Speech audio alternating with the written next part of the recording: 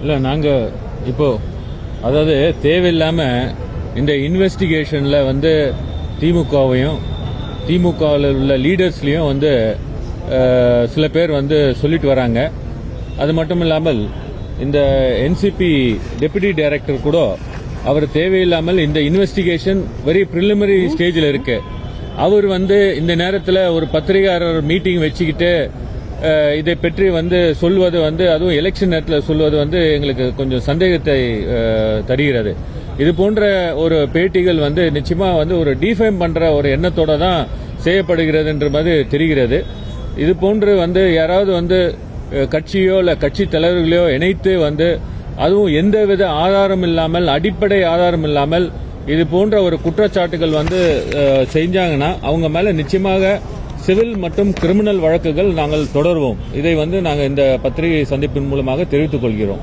தேவையில்லாமல் வந்து என்ன வந்து பேசிஸ் இருக்கு, என்ன ஆதாரம் இருக்கு, இவரை தான் நாங்கள் கட்சியிலேருந்தே வெளியில் எடுத்துட்டோமே. அதோட எங்களுடைய சட்ட அமைச்சர் சொன்னது போல 2 கோடி உறுப்பினர்கள் இருக்கிறார்கள். இங்க என்ன தேர்தலில் போட்டியிடுறதுக்கு அந்த மாதிரி பேக்ரவுண்ட் செக் செய்ய முடியும். வராங்க, ஜாயின் பண்றாங்க, அவங்கள பத்தி நியூஸ் வருது, இன்ஃபர்மேஷன் வருது, டிஸ்மிஸ் பண்ணிடுறாங்க, பார்ட்டியில டிஸ்மிஸ் பண்ணிடுறாங்க. அப்படி நீங்க பாத்தீங்கன்னா குட்கா வழக்குல வந்து இவர் விஜயபாஸ்கர் வந்து குற்றஞ்சாட்டணும்.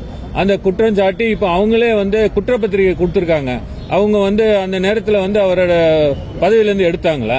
அதே போல வந்து கவர்னரும் அவருக்கு வந்து அப்ரூவலே கொடுக்கல, கன்சென்டே கொடுக்கல. நாங்க நீதிமன்றத்துக்கு உச்ச நீதிமன்றத்துக்கு சென்று விஜயபாஸ்கர் மேல மட்டும் இல்லாம ரமணா அவர் வந்து சாங்ஷன் கொடுக்காம வச்சிட்டு இருக்காரு கவர்னர் அப்படின்னு சொல்லி நீதிமன்றத்துக்கு சென்று நாங்க வாங்கின பிறகுதான் அவங்க வந்து அப்ரூவலே தராங்க. இந்த குட்கா வழக்குல பாத்தீங்கன்னா திராவிட முன்னேற்ற கழகம் தான் சிபிஐக்கு டிரான்ஸ்பர் பண்ணணும்னு சொல்லி எங்க தலைவர் அப்போது அப்போசிஷன் லீடர் அவர் வந்து சொன்னதின் பேர்ல வழக்கு தாக்கல் செய்யப்பட்டு சிபிஐக்கு டிரான்ஸ்பர் ஆகப்பட்டது.